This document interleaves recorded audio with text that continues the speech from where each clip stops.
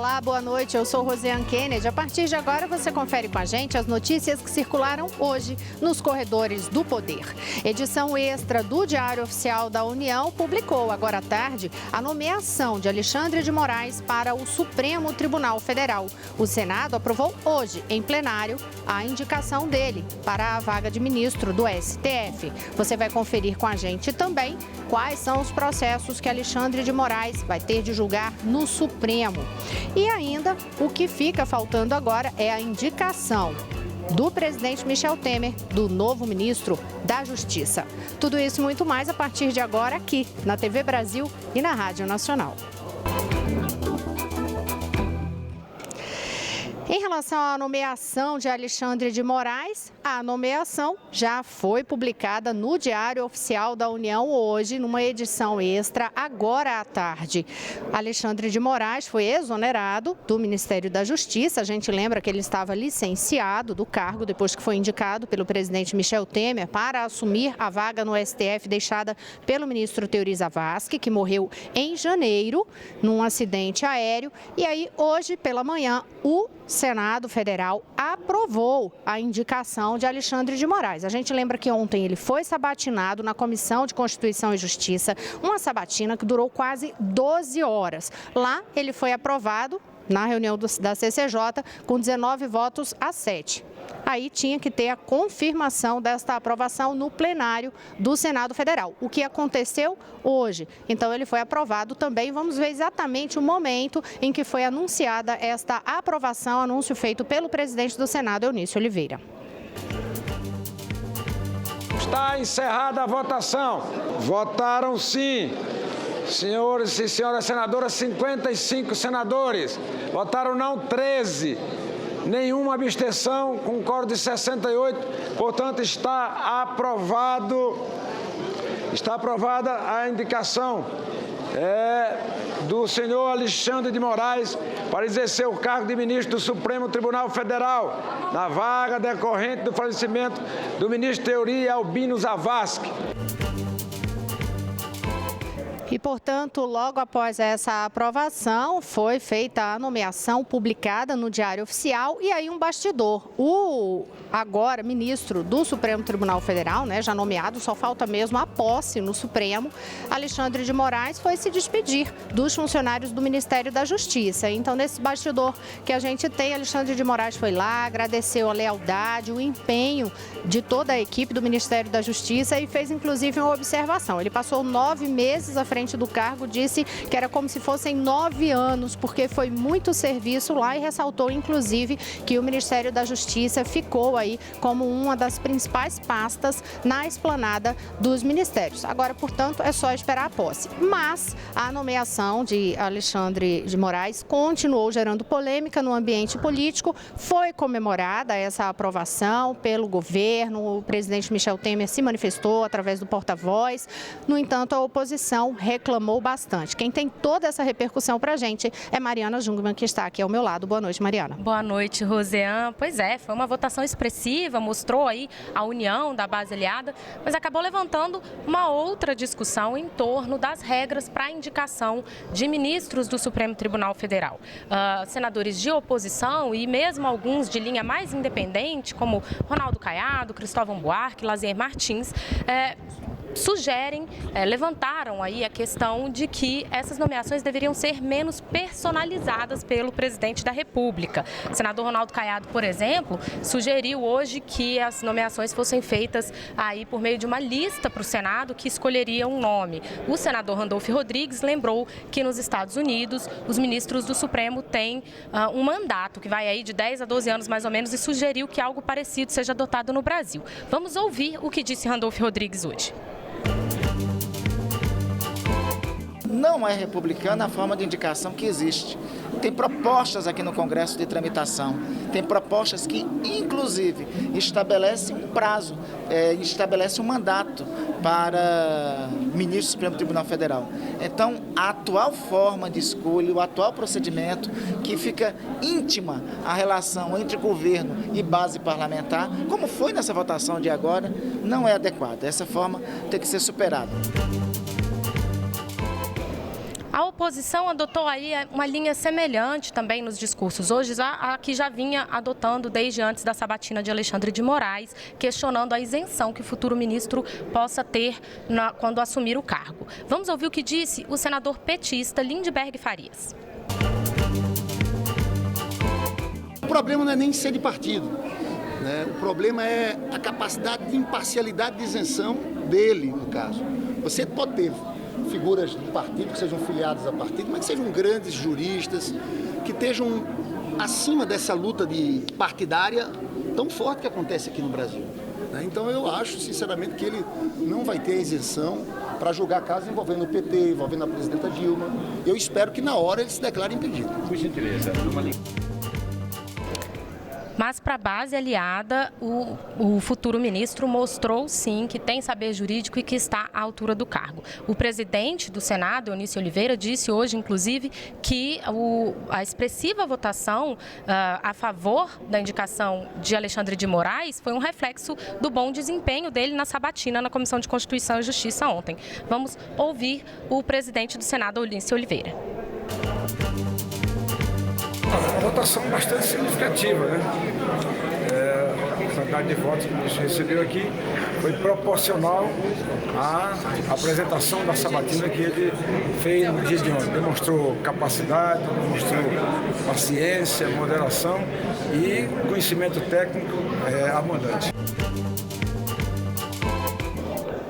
Essa gravação aí do senador Eunício Oliveira, presidente do Senado, foi feita por celular pela nossa equipe. Bom, e o presidente Michel Temer também cumprimentou Alexandre de Moraes pela aprovação hoje no Senado. O porta-voz da Presidência da República, Alexandre Parola, fez um pronunciamento. Vamos ouvir um trechinho do que ele disse. A expressiva maioria alcançada traduz o reconhecimento das notáveis credenciais técnicas e profissionais do Dr. Alexandre de Moraes. Ao desejar-lhe êxito nessa nova e importante missão em sua vida pública, o presidente Michel Temer reitera a sua convicção de que o Dr. Alexandre de Moraes prestará contribuição relevante à realização da justiça no Brasil durante o seu mandato no Supremo Tribunal Federal.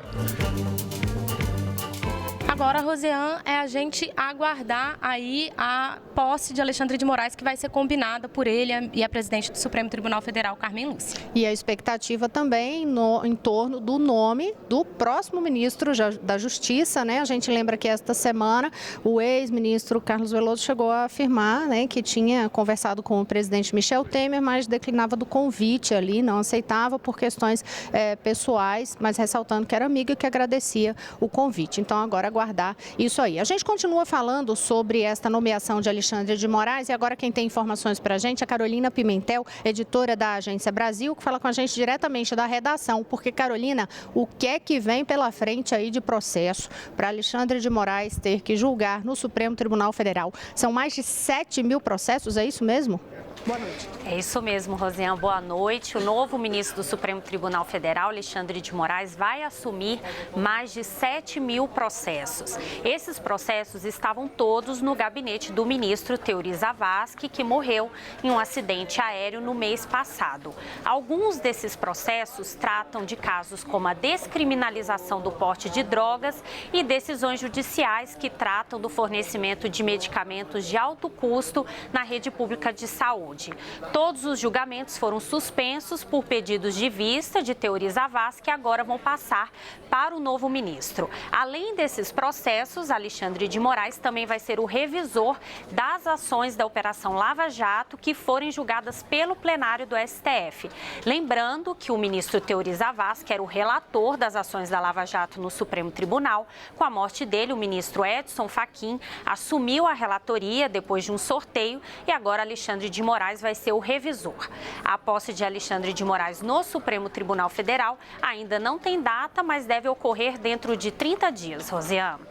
Obrigada, Carolina Pimentel. Agora vamos mudar de pauta para saber sobre o último dia de atuação das Forças Armadas lá no Rio de Janeiro. Quem gravou informações para a gente foi a repórter da Rádio Agência Nacional, Fabiana Sampaio.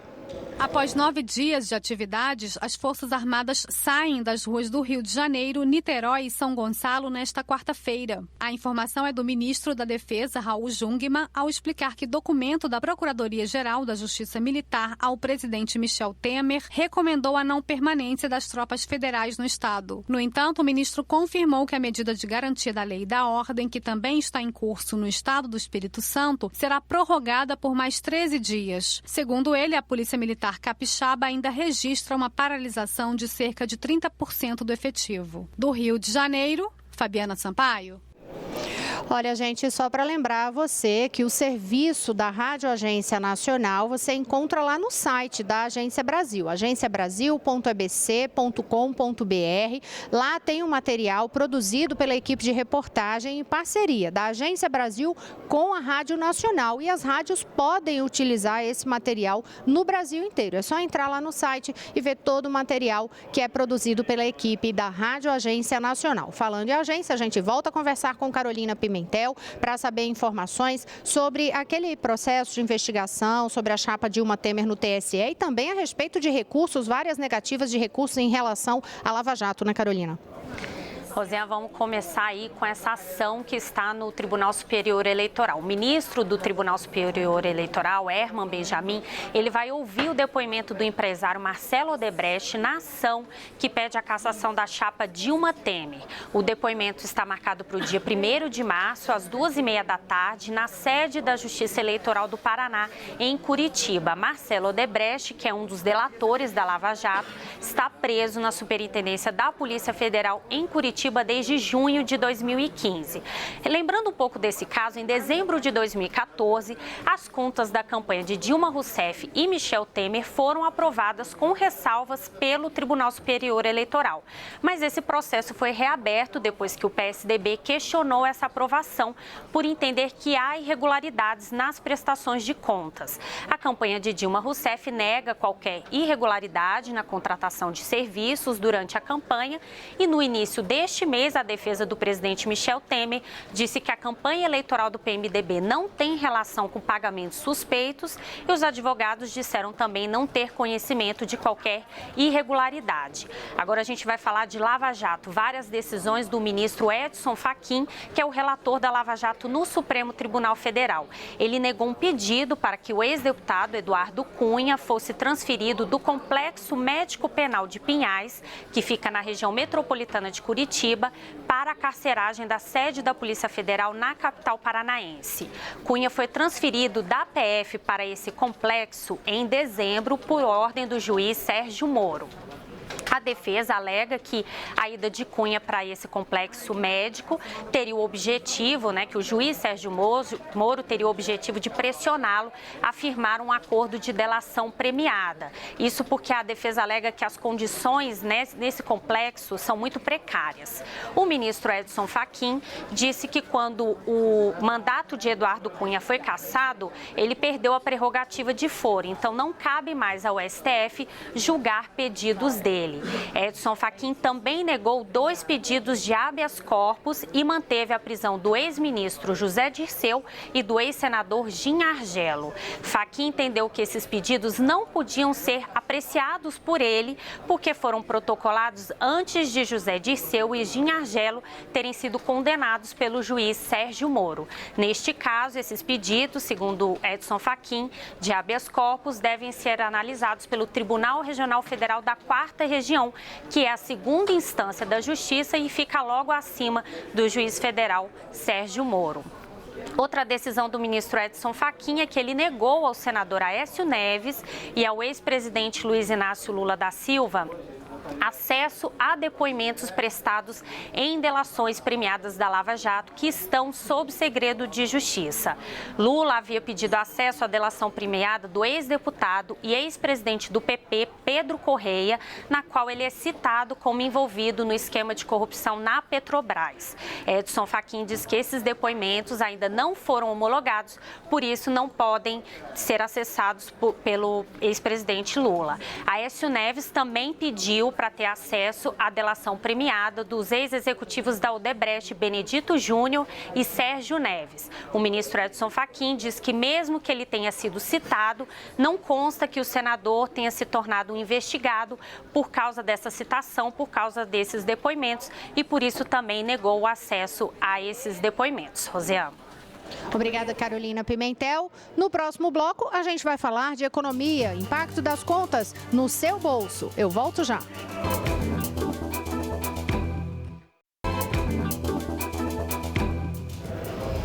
Olá, estamos de volta. Eu sou Rosiane Kennedy. Você confere com a gente as notícias que circularam hoje nos corredores do poder. Olha, a produtora da gente aqui da TV Brasil, a Samanta do Carmo, acaba de informar para a gente que o Supremo Tribunal Federal confirmou para o próximo dia 22 de março a posse de Alexandre de Moraes. Portanto, confirmada a posse de Alexandre de Moraes. Se tiver outras informações, a gente traz detalhes aqui ao longo do jornal. E em relação ao que a gente fala agora, eu disse no bloco anterior, a gente vai falar de economia e o impacto da economia na sua conta, né, no seu bolso. Lembra que lá em 2012 houve toda uma ação de governo para forçar ali, baixar a tarifa de energia em 20%? Resultado, agora o consumidor vai ter que pagar aquela conta porque haverá uma indenização. Quem vai explicar para a gente é Carolina Pimentel, diretamente da Agência Brasil, por que vai se pagar essa conta e de quantos por cento vai ser o reajuste agora? Carolina. Rosiane, vamos explicar essa história aí para o consumidor. Em 2012, 9 concessionárias de transmissão de energia, elas renovaram as concessões antecipadamente. Então, por isso, agora elas vão receber indenizações que somam mais de 62 bilhões de reais nos próximos 8 anos. Essa indenização é uma espécie de gratificação que é paga à empresa pelo investimento que ela fez para renovar a concessão antes do prazo previsto. Mas o pagamento dessa indenização vai ser repassado para a tarifa de energia que é cobrada do consumidor. A Agência Nacional de Energia Elétrica estima que o impacto na conta de luz deve ser de 7,17%. Mas a agência diz que não significa que o reajuste na conta será desse percentual, porque outros fatores também são levados em conta na hora de calcular a tarifa de energia elétrica. Agora vamos falar de economia, de CPMF. O ministro da Fazenda, Henrique Meirelles, participou hoje de um evento em São Paulo e negou que o governo tenha a intenção de recriar a contribuição provisória sobre movimentação financeira, a CPMF, que seria uma das medidas dentro da reforma tributária. A CPMF, para quem não lembra, ficou conhecida como Imposto do Cheque. Ontem, o ministro-chefe da Secretaria de Governo, Antônio Embaçaí, disse que a CPMF poderia ser recriada para substituir o IOF, que incide sobre as operações financeiras. Mas, segundo o ministro Henrique Meirelles, o governo não tem a intenção de recriar a CPMF, mas que pretende chegar a um acordo com o Congresso para aprovar a reforma tributária até o fim deste ano. Rosiane. Obrigada, Carolina Pimentel. Henrique Meirelles participou hoje de um evento em São Paulo para falar sobre investimentos no Brasil. Quem acompanhou e traz os detalhes para a gente é Vanessa Casalino. Rosiane, o ministro da Fazenda, Henrique Meirelles, se encontrou com executivos de 120 empresas, cerca de 1.100 investidores brasileiros e estrangeiros em um hotel aqui da capital paulista. Ele falou sobre as medidas adotadas pelo governo para recuperar a economia. Disse que o país está saindo da maior recessão de sua história, vivida nos últimos 2 anos, e que o desemprego é o último dos indicadores a dar sinais de recuperação. Apesar disso, o ministro Henrique Meirelles disse que a economia já dá sinais de melhora. Nós já vemos indicadores importantes da atividade econômica que já está reagindo. Alguns itens, como por exemplo o consumo de energia, que já começa a reagir, o que é um significado claro de que a economia começa a reagir, como por exemplo transportes de carga nas estradas, medidas por pedágio, e resumo, tem uma série enorme de indicadores que mostram que a economia brasileira começa a reagir. Os efeitos disso não são imediatos, vão aparecer durante um certo tempo. Olha, aí daqui a pouquinho a gente vai falar sobre inflação, mas antes vamos trazer uma prestação de serviços importante lá da Rádio Nacional, diretamente do estúdio da Rádio Nacional. Quem conversa com a gente agora é Jéssica Gonçalves, porque hoje foi divulgada aí as novidades, foram divulgadas as novidades em relação ao imposto de renda, a declaração que vai começar daqui a pouquinho. Fique atento aos prazos, o que é que tem que ser feito. Jéssica Gonçalves conta tudo pra gente agora. Pois é, Rosiane, a partir de amanhã o contribuinte vai poder baixar na internet o programa gerador da declaração do imposto de renda para o exercício de 2017, ano calendário 2016. E olha, mesmo quem já tinha instalado o programa do ano passado precisa fazer o download da versão deste ano. E o prazo para acertar as contas com o Leão começa no dia 2 de março e termina em 28 de abril.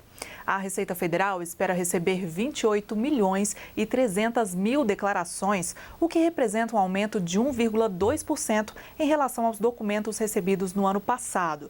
E atenção, deve declarar quem recebeu em todo o ano de 2016 renda somada acima de R$ 28.559,70. Este ano há algumas mudanças. O contribuinte vai ser obrigado a informar o CPF dos dependentes a partir dos 12 anos.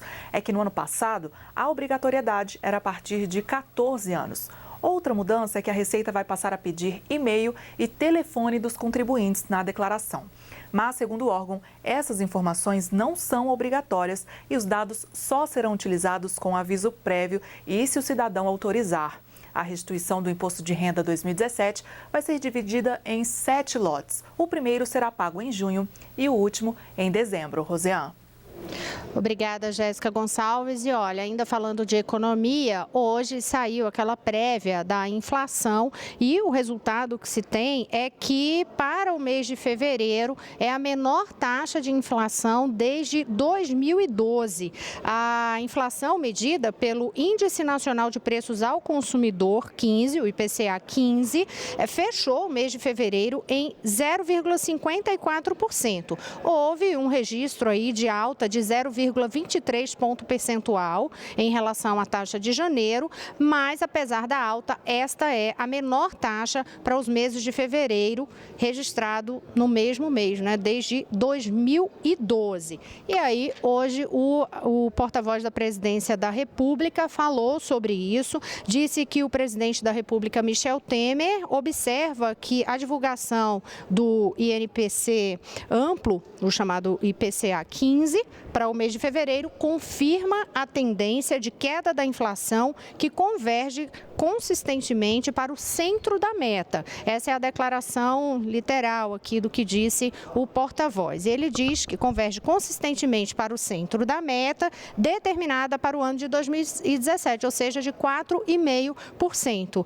Ainda encerra a declaração dizendo o seguinte: a taxa de 0,54% é a mais baixa em 5 anos e traz o IPCA acumulado em 12 meses para 5,02%. A gente lembra que nos últimos dias e esta semana, o ministro da Fazenda, Henrique Meirelles, a gente já observou aqui hoje, inclusive, ressaltou que o país está saindo da faixa de recessão e tanto Meirelles como o presidente Michel Temer já ressaltaram também que a tendência é de chegar ao final do ano abaixo do centro da meta em relação ao que está projetado para a inflação de 2017. Estimativa que é confirmada pelo mercado, é a mesma estimativa que o mercado está fazendo em relação a isso. Agora, por falar em inflação, a inflação termina impactando em taxa de juros. Houve aquela queda significativa da taxa básica de juros, a Selic, no mês passado e hoje reunião do Copom, Comitê de Política Monetária, justamente para discutir esta taxa de juros no país. Vamos saber com Carolina Pimentel se já saiu ou se ainda está só na expectativa. Carolina, o que é que a gente tem em relação à reunião do Copom até o momento? Rosiane, o Comitê de Política Monetária anunciou agora há pouco, no início da tarde, a nova taxa básica de juros da economia. Pela 4ª vez seguida, o Banco Central baixou os juros básicos da economia. O Comitê de Política Monetária, o Copom, reduziu a taxa Selic em 0,75 ponto percentual, passando de 13% para 12,25% ao ano. Essa decisão já era esperada pelo mercado financeiro e lembrando, como você estava falando de inflação, a Selic é usada principalmente para o controle da inflação. Rosiane. Obrigada, Carolina Pimentel. Dentro, exatamente como Carolina destacou, do que havia de expectativa no mercado, alguns apostavam que haveria possibilidade até de ser uma redução maior um pouco, mas a estimativa no mercado é de que até o fim do ano essa taxa básica de juros possa cair dos 2 dígitos, portanto, abaixo de 10%, a taxa que termina tendo todo o impacto em relação à inflação no país, a concessão de créditos e a todo esse impacto na vida de você, consumidor. Agora, ainda falando de economia, um outro assunto é repatriação, para poder trazer dinheiro para as contas públicas, né, Mariana Jungmann? É isso. Você sabe, Rosiane, que hoje, quando perguntamos para o presidente do Senado se seria votado o projeto da repatriação, ele brincou com os jornalistas e falou: mas que fissura vocês têm nessa repatriação? É porque a gente sabe que os estados estão numa situação gravíssima, então precisam aí desse alívio. Bom, mas não vai ser agora. O projeto da repatriação acabou ficando para ser votado só na primeira semana de março, por questões regimentais aí, precisava se aprovar um requerimento de urgência e a contagem de prazos para ele, então não haveria como ele ser votado hoje, logo após a votação do Alexandre de Moraes, então ele acabou ficando só para a primeira semana de março, porque a gente sabe, semana que vem é carnaval, né? Então vai ficar para depois. Aliás, falar em carnaval, o bloco do carnaval já passou por aqui, vocês devem estar percebendo aí ao fundo que está com o corredor bastante vazio. Quarta-feira costuma ser um dia muito movimentado aqui no Salão Verde, mas hoje não. O bonde do carnaval já levou os parlamentares para as bases. A todos uma boa noite. A gente fica por aqui. Boa noite, Mariana. Boa noite. Até amanhã. Até amanhã.